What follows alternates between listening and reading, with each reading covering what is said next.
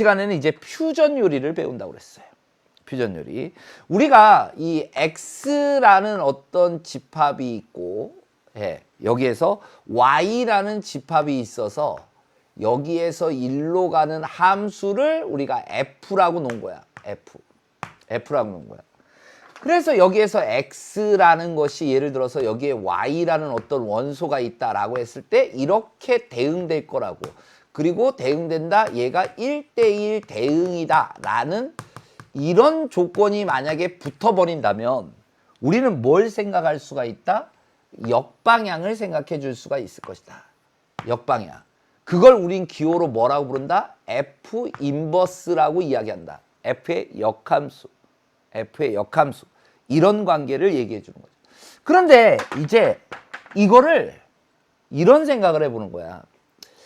F 인버스 서클 F를 한번 생각해 봅시다.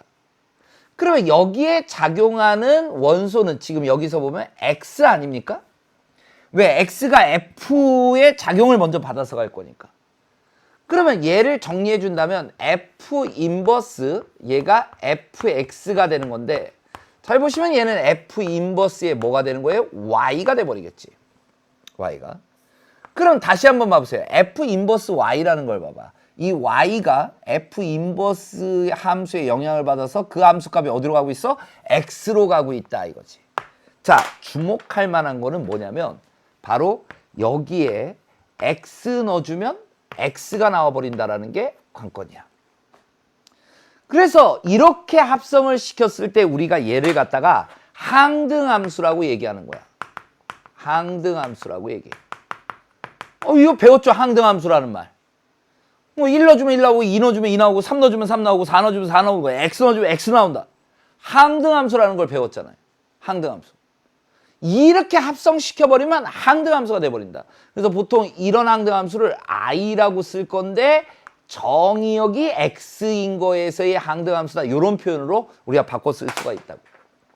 아니면 이런 함수뿐만이 아니고 이것도 마찬가지야. F 서클 F 인버스. 이번엔 얘를 Y라고 한번 놔볼게.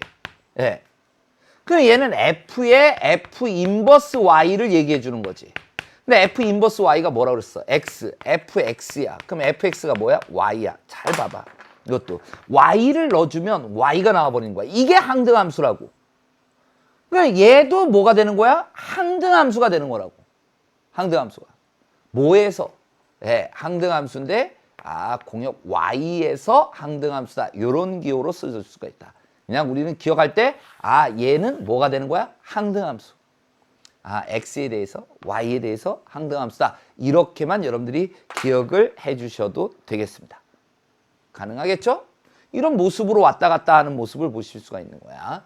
자, 그 다음에 뭐 우리 교재에서는 뭐 F가 X에서 W로 간다 이렇게 해놨는데 X에서 W라는 집합으로 가는 함수를 F라고 놓은 거야. 예를 들어서 그 얘가 있으니까 한번 잘 보시라고요. 또 G라는 함수가 있는데 이번에는 W에서 Y로 가는 함수를 보는 거야. Y로 가는 함수. 이런 함수가 있다라고 했을 때 우리가 얘를 엮어서 쓸 수가 있었잖아. 여기가 G가 돼서 여기가 Y로 가는 이렇게 되는 이런 얘기가 되겠지. 얘를 갖다가 F, 얘를 G 이렇게 합성함수에서 우리가 이런 표현을 배웠다고. 그럼 여기 있는 X라는 것이 잘 보면 뭐의 영향을 받아서? F의 영향을 받아서 FX로 오는 거고. 그리고 또 얘가 영향을 받아서 이렇게 가면 이게 뭐가 됐던 거야? G의 FX가 됐던 거지. FX가. 근데 우리가 어차피 인버스가 존재한다는 얘기는 요게 만약에 F 인버스야. F 인버스. 요게 G 인버스라고 생각을 해보라고. G 인버스. 그러니까 1대1 대응이고 1대1 대응이어야지 역함수가 존재한다라고 얘기했지. 이런 것들이 존재한다라고 해봐. 그러면 여기에서 1로 가는 바로 다이렉트로 가는 함수를 우리가 어떻게 표현했냐면 G 서클 F 이렇게 표현했어. 그래서 G 서클 F의 X라는 것이 G의 FX다. 이렇게 표현이 됐던 거잖아요. 이해되십니까? 그러면 이제 우리는 어떤 생각이냐면 이거의 역함수 이런 생각을 해줄 수가 있겠지. 이거의 역함수. 이거의 역함수는 얘도 함수잖아. 얘도 함수잖아. 이거의 역함수라고. 이거의 역함수. 이거의 역함수는 이렇게 쓸 수 있겠지. 어떤 함수의 인버스다. 이렇게 써줄 수가 있을 거야. 근데 우리가 구체적으로 표현하고 싶은 거는 이렇게 가는 함수는 여기에서 1로 간 다음에 여기에서 1로 가면 되는 거잖아. 근데 1로 가는 게 뭐였지? G 인버스. 1로 가는 게 뭐였지? F 인버스. 그러면 얘로 간 다음에 얘로 가는 거니까 이걸 어떻게 써줄 수가 있냐? 잘 보세요. G 얘가 여기 있는 게 이렇게 간다라는 거는 여기에서 1로 가고 여기에서 1로 가는 거잖아. 맞아요? 네. 그래서 얘를 써줄 때 F 인버스 서클 G 인버스 이렇게 써야 된다라는 이 사실이 무지 중요한 거야. 이게 무지 중요한 거라고. 여러분들 잘 봐봐. 여기에서 1로 가는 함수 그건 얘로 간 다음에 얘로 간다 그랬잖아. G 인버스부터 간 다음에 F 인버스로 간다 그랬잖아. 요 내용이 여러분들이 필요한 거야. 그래서 G 서클 F의 인버스의 X라는 것은 우리가 어떻게 적어주냐. F 인버스의 G 인버스 X 이렇게 적어줘야 된다는 얘기야. 그래서 순서를 잘 봐야 되는 거야. F 인버스. 이거 역함수라는 거는 요게 앞으로 가. 요게 뒤로. 요 모양 이거를 여러분들이 이렇게 쓰는 친구들이 많대도 이렇게 쓰는 친구들이 많아. 이거 안 돼. 우리 또 이 합성에서는 교환법칙 일반적으로 성립하지 않는다라는 얘기 많이 했잖아요. 그러니까 이 순서를 정말 여러분들이 신경을 많이 써야 된다고. 이 순서 잘 봐야 돼. G 서클 F의 인버스는 F 인버스 서클 G 인버스야. 이 그림으로 잘 보라고. 요게 G 서클 F의 인버스야. 그건 이렇게 간 다음에 이렇게 간다라는 얘기야. G 인버스 간 다음에 F 인버스 간다라는 얘기야. 이런 함수다라는 거를 여러분들이 반드시 기억해야 된다. 순서로 틀리면 안 돼. 그래서 저 같은 경우에는 이 F 인버스를 여기다 뿌려준다라고 생각을 한다면 요렇게 뿌린 게 먼저, 그 다음 나중 이렇게 본다고.